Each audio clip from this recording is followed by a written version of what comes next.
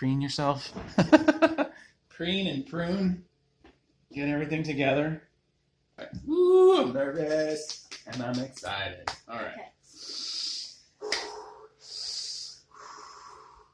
Hey, welcome to the very first episode of Relative Reviews. I'm Alfonso and this is Jalen. And we're here to review some movies. And, right? That is right, yeah. And today we're going to review... What movie are we reviewing today? We are reviewing 500 Days of Summer. 500 Days of Summer. And why did we choose this movie? Well, I have never seen the movie before, so you had seen the movie. I thought you would like it.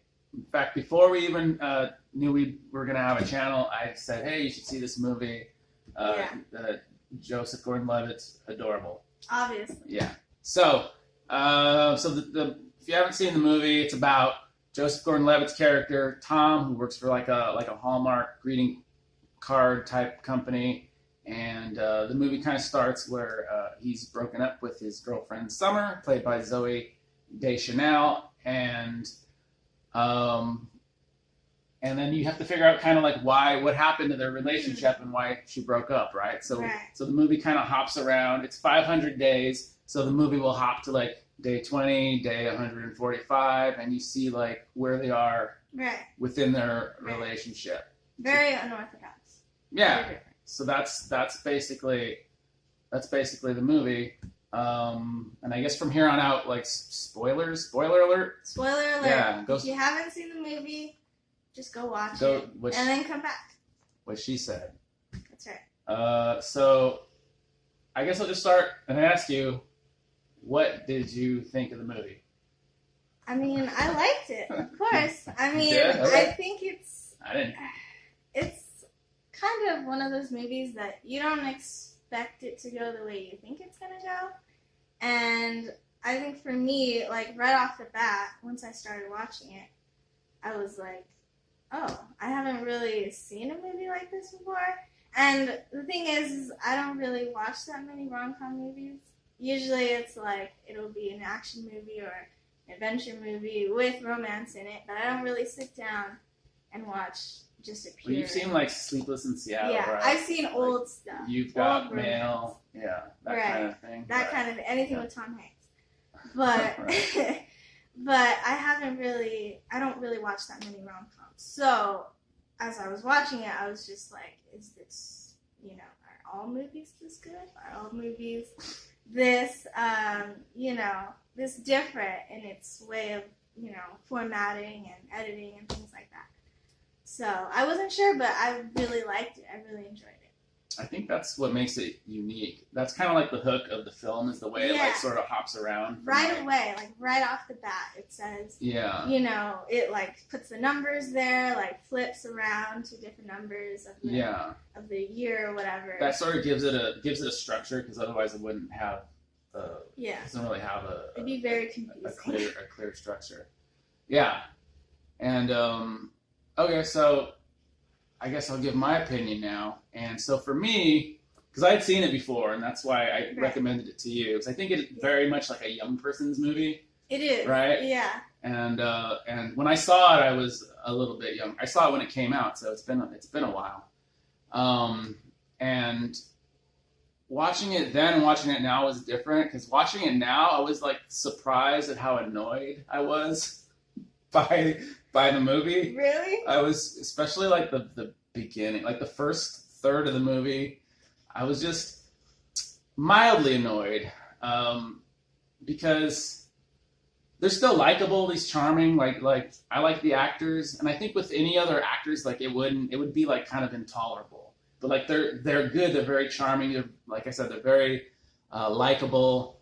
Great chemistry. Yeah, they have really good chemistry, they look like a couple, they fit together well.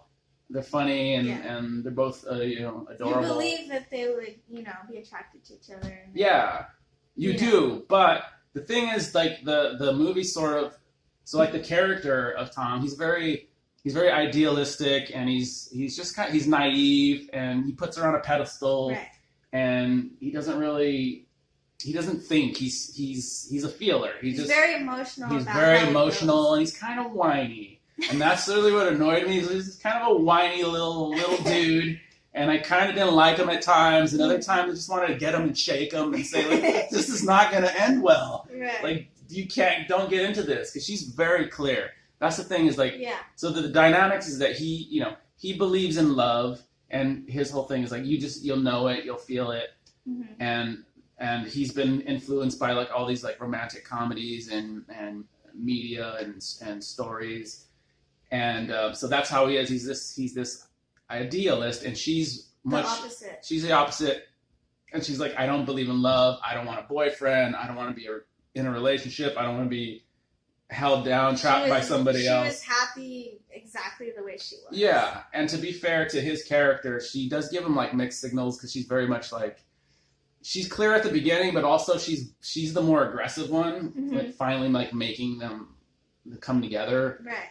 And she made the first move. He was too scared to. Yeah. But also the filmmaking itself has his personality, and that's what bugged me. Like, the film itself takes on his personality, and it's very obnoxious at times. And, like, because there's like a narrator. It's very, like, fairy tale kind of. There's like a whole narrator. Off with narration, which is mostly pretty much a no-no. You know, people don't like it. Well, it's like a fairy tale. It makes kind of makes sense. People get annoyed by it. Usually. I was annoyed by it. It wasn't just that. It was like a combination of that and the music and his personality and his attitude. And so I didn't really, like, I understood him, but I didn't really like him until, we were getting towards the middle of the movie where it really started to, like, the movie got way more grounded. It started to feel like, okay, I can see, like, their relationship. Like, I can understand the characters, and that's when I started to like. Like, the first time I really started to like him was that scene where he draws on her arm, because that's one thing is he's like an architect. He's like not a failed, but like an architect who gave up on being an architect. Right. So, and he's obviously talented and he's passionate. And he sort of comes alive, and that's where I was like, okay, I started to really like and respect that character more, and then just seeing them interact. That's when I was like. The movie became more grounded, and I wish it would have had, like, more of that. But to its credit, that it sort of comes together in the end, because it does have a really good. I think that final scene. The ending is probably the best part. The final scene with him and her. Yeah. Right, when they're sitting on that bench that they sat at, it's like his favorite spot. I think they even show that part, like, in the beginning. Like, they show a shot with her they do. The ring. And so you're not sure what that means exactly at first. So that ending, if they didn't stick that ending, I would say that the movie. You didn't like it, or you wouldn't like it. I wouldn't like it. I wouldn't say it's worth watching if they didn't stick the ending. That's like their resolution for that relationship. And then there's a little scene after that that's like, which is nice, where we get to see Tom move on finally past that relationship. So yeah, that made it kind of worthwhile. And then the other thing is just the key, like the main theme of it was like reality versus expectation. Yeah. So that held it together, because it very much stuck to that theme through the whole film. And there's a really nice sequence where we see, there's actually a split screen where we see. I love that. Where we see it's so cool. That seems cool. I've never seen it before. That's the thing. Is like, I've never seen a movie do it this way, so, I was just, my expectations were just kind of exceeded in that way. Because I've never seen anything like that. You see both, it's a split screen, and you see what really is happening, and you see what his expectations are, and they don't match up, and that's the whole theme of the movie. So that part was nice. It's an okay movie. I think it's a young person's movie, and if you're old and bitter and jaded like myself, you might not be as entertained, but definitely if you're young and you're looking for like a romantic comedy, then it's not bad. It's not a bad movie. It's just I'm over it. I think this film, I think a lot of people can relate to it. Like, if you're someone who's like, I love true love, I believe in that, I want to find my soulmate or whatever, And if you have that sort of like ideology, it can be, really easy to put yourself in Tom's shoes and, look out on life like that. Like you say, oh, that's me.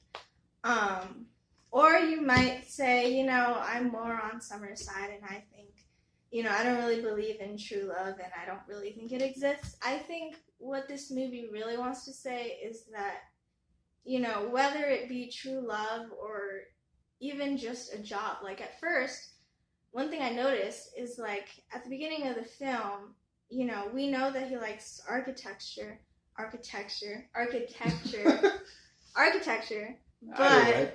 but he doesn't really pursue that. He kind of just gave up on it. And then while he's dating Summer, he kind of just still doesn't care about it. And then finally when she, breaks up with him and he's just kind of bitter and, finally he's like, I hate this job, He has a wake-up call. So I think in a sense, it's not just commenting on like true love and moving on from someone, but it could also be like moving on, with your whole life. Like, if you want to pursue architecture, just go ahead and do that. And, don't be so stuck in one aspect of your life, sort of just realize that there's so many other things that could be ahead of you. So I think it kind of comments on that as well. I don't know if you agree with that, but that's what I saw. Yeah. If you're young and dumb, you'll enjoy it. If you're old and bitter, maybe not so much, right? That sums it up, right? I guess. This has been the first episode of Relative Reviews. I hope you enjoy it. Subscribe, like, leave a comment. Maybe you want us to review something. Maybe you have a different opinion than both, or maybe you agree with both of us. Who knows? Tell me why I'm a bitter, old, jaded fool in the comments. Yeah, please tell me. Bye. Oh, we did it. I can't believe we did that. Like, that was crazy.